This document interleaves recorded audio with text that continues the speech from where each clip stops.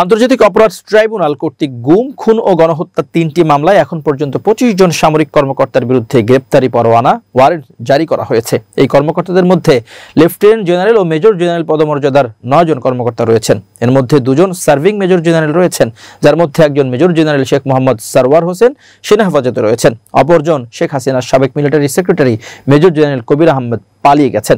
অবসরপ্রাপ্ত lieutenant general ও major জেনারেলদের বাকি সবাই পালিয়ে গেছেন। পালিয়ে যাওয়াদের মধ্যে রয়েছেন শেখ হাসিনার প্রতিরক্ষা বিষয়ক উপদেষ্টা মেজর জেনারেল অবসরপ্রাপ্ত তারিক আহমেদ সিদ্দিক, ডিজিএফআই এর সাবেক ৫ মহাপরিচালক লেফটেন্যান্ট জেনারেল অবসরপ্রাপ্ত Mohammad Akbar Hossain, lieutenant general Mohammad Saiful Alam, lieutenant general অবসরপ্রাপ্ত আহমেদ তাবরেজ শামস, মেজর জেনারেল অবসরপ্রাপ্ত সাইফুল আবেদিন এবং মেজর জেনারেল অবসরপ্রাপ্ত হামিদুল হক। আরেকজন সাবেক মেজর জেনারেল মোহাম্মদ তৌহিদুল ইসলাম এখনো পলাতক, তিনি ডিজিএফআই এর সাবেক পরিচালক।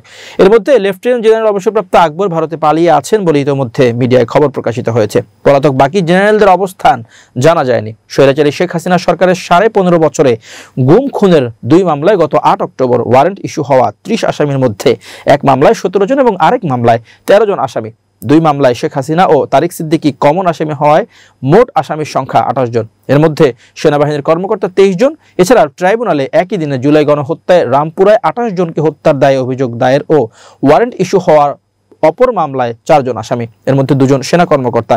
এরা হলেন লেফটেন্যান্ট কর্নেল রিদওয়ান ও লেফটেন্যান্ট কর্নেল মুন।